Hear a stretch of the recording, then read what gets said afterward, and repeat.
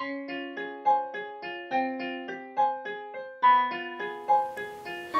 in a beautiful house of Institut Mittag-Leffler, which now is the Institut of Mittag-Leffler. And this is the Research Institute in Mathematics. And we are here only because Institut Mittag-Leffler and his wife Signe donated their own house and then the land, which is 28,000 square meters, and then also the library, beautiful library, to the Royal Swedish Academy of Science. And it happened on the 16th of March 1916, when Institut Mittag-Leffler had his 70th birthday. He wanted really to have a research institute which would be very active. That's exactly what we have now. We have different programs, different activities, different conferences, and we try to fulfill the vision of Institut Mittag-Leffler. In 1968, Lennart Carleson decided to start research programs at the Institute, and he built up living places, and he started inviting people from all over the world to have one-year programs. Pretty recently, we decided to have shorter programs, 3.5 months each. And only recently, when I became the director, we also decided to extend different programs to summer activities, in particular summer conferences. Institut Mittag-Leffler was a bit upset that there was no Nobel Prize in mathematics. So what he did is between 1904 and 1912, he decided to have Nobel dinners in his house. And then he insisted that one of the railway stops would be built up just in front of his building. And then there was a special train coming from the center of Stockholm with Nobel Prize winners, with ambassadors of different countries. And they were stopped here, and then they were climbing up this hill. Mittag-Leffler had a very strong character, and in particular he insisted in the end that there would be on each train, on these trains, there would be a seat specially made for him. And he wasn't very happy once when his seat was occupied. In 1927, when Josta died, the director of the institute, Torsten Carleman, tried to keep the railway stop here, but he couldn't succeed. He obviously didn't have such an influence as Institut Mittag-Leffler. So that this stop was cancelled. Where did you get that? I thought it was everybody knows, so that's Except me. folklore. Yes. So Never reached me. the story, the way I know it, is that a neighbor here, one of the neighboring properties, had a tree that cast a shadow in on Mittag-Leffler's property, which annoyed him, and he asked the neighbor to cut it down, and the neighbor said no. So after being away on vacation, the neighbor came home, and the tree was gone. So Mittag-Leffler was, of course, suspected of having done it. But then furthermore, he opened his mail, and the bill for cutting down the tree was sent to the neighbor. You don't believe it? You shouldn't tell stories like that. I must have, the director who followed me must be badly chosen. Somebody. I had no one before me, so nobody told me any stories, and I didn't tell any stories.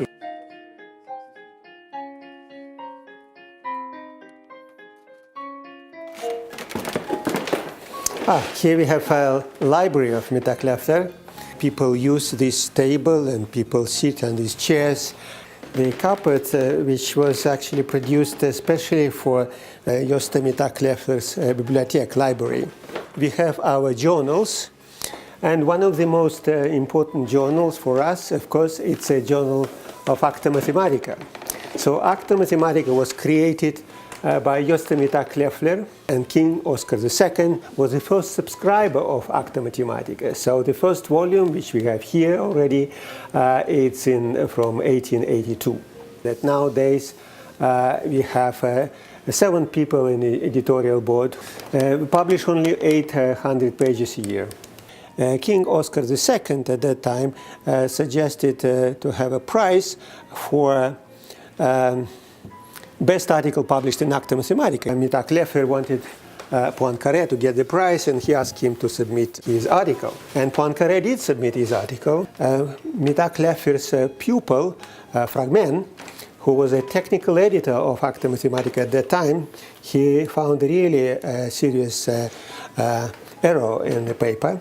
And that mistake was found about 2 months after the volume was sent around. So Poincaré admitted it, and then he was very upset, naturally.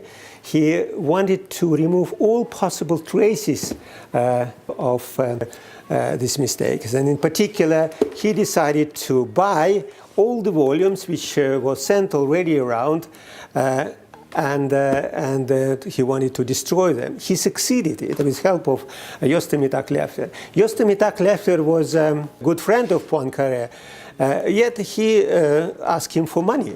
Almost all the money which Poincaré got from King Oscar II for this best article published in Acta Mathematica was spent on buying all these volumes. And eventually Poincaré was very happy that he succeeded. He destroyed all these volumes, and amazingly we have 2 of them left. And then something strange happened with the old manuscript.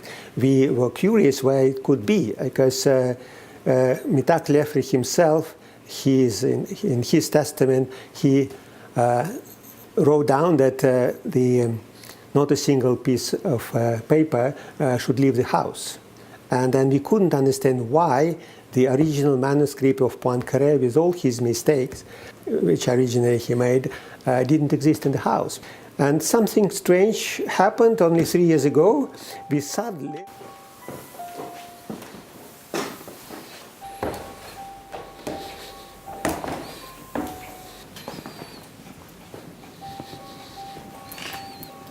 was done by Mittag-Leffler. It's about numbers are very thoughtful from the beginning to the end. Without thinking, there would be no numbers, and if numbers don't exist, would be no thinking.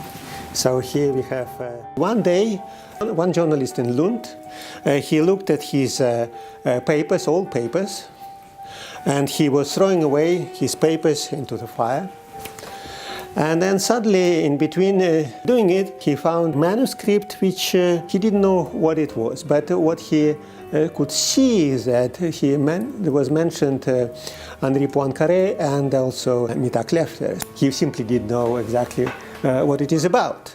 And here it is. When we open this package, what we could see original manuscript of Poincaré. So here's really something which is very important for us. This is original manuscript, which contains, in particular, all the mistakes which were eventually corrected by Henri Poincaré. But something still is very strange about this manuscript. How this manuscript turned out to be in Lund, nobody really knows. It would be interesting to know the real history of that. Institut Mittag-Leffler is really a historical building, and we don't quite know yet exactly what kind of secrets this house has.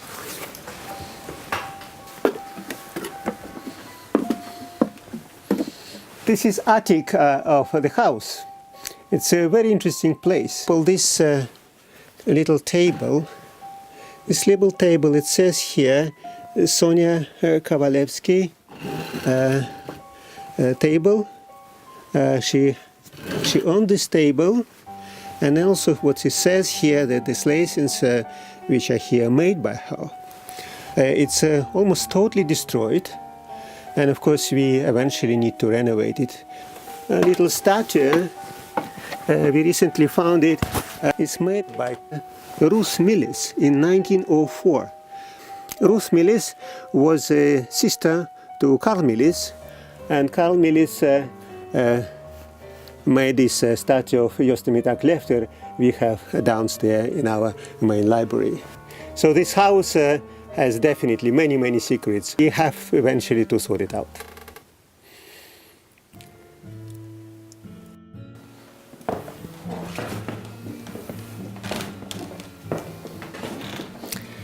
Institut Mittag-Leffler was interested in individual education.